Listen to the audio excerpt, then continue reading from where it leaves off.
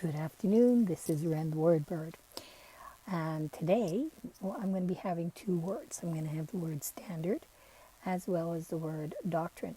And the reason why I'm bringing these two words up is because on Sunday I was playing Yahtzee with some of my grandkids, and we accidentally said Nazi, and I said a derogatory note about the doctrine of the Nazism.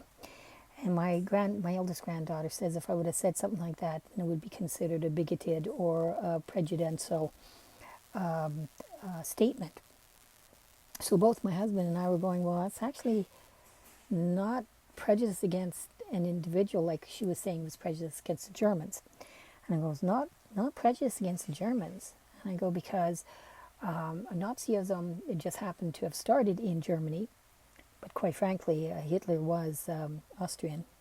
So, and I said there was a lot of Germans that were not believing in the Nazi doctrine, and they were actually mistreated, and they were starving just as badly as the Jewish people did during that time frame. So I know because my grandfather, which was my mom's dad, he was very, very, very against the doctrine, and the only reason why he didn't get into trouble is because they needed his services on the trains. But regardless of that, so what? I'm looking for my glasses. Here we go. What does standard mean?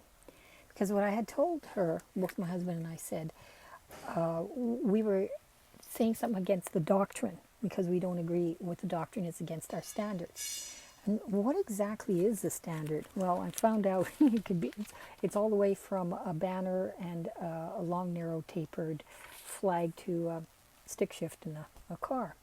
But it also it's a constitution, especially by law or customs. It's a regularly, widely used, well-established, and very familiar set of whatever. It could be standard type of meat. It could be a regular kind of what's something that we regularly assume as being correct. And having recognized the value of it. It can be substantially a uniform as well as established by a usage of speech, writing, of the education, and widely recognized as acceptable. Okay, so that's basically standard. A standard is something that is been widely recognized, widely accepted, regularly used, and a standard can also be indoctrinated, I guess so you can say, or connected to the doctrine. And I believe that they come hand in glove. It's like they go together. A doctrine is a principle or position of the body of, or a body of principles in the branch of knowledge or system of belief. It's a dogma, it's a creed, it's a gospel, ideology, philosophy, testimony, or testament, if you will. It's a statement fundamental of government policies. It's law established, it's from past decisions, a military principle, or a set of strategies. Now, and sometimes, and something that is taught. So it's a taught thing. So dogma and standard is, to me, very similar. What do they mean to you? Because I wasn't against when I said that to my grandkids. I'm not against the Germans. Heaven forbid. My mom is German, was German. She's Canadian now, but her heritage is German. I'm not prejudiced against nationalities, but my standards are God-fearing, and I follow the Bible, not what people say about the Bible, what I read on the Bible and what is correct. That's my standards. And basically it's not hurting other people, it's helping people. My life is to give. I live to give. I don't live to hurt.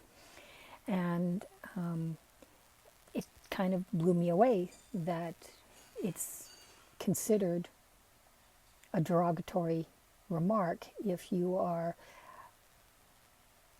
standing firm on against a doctrine that, to me, was very devastating. Look what it did. It didn't do anything good. So there's really nothing good to say about Nazism, if you will, or anything else where somebody is controlling another person and hurting them. It's just not right. So standards. What's your standards? This was kind of an awkward conversation because most people don't want to stand for anything. When you're going to fall for everything, then you have to. You have to stand up for something, what is right and what is wrong. It's true, far too many people today that don't stand up to what is right. And then you go, well, what is right? Well, that's the reason why God created the laws in the first place. It wasn't for us to follow them. It was so that we knew what was right and what is wrong. So I'm going back to basics. My standards are what God says is right. And no matter what a doctrine dictates, I will follow the doctrine. I will follow the gospel. I will follow the truth. Anyways, this is Wren the Word Bird. Click subscribe. Give me a comment. Love to hear from you. Talk to you later, and see you next week. Bye.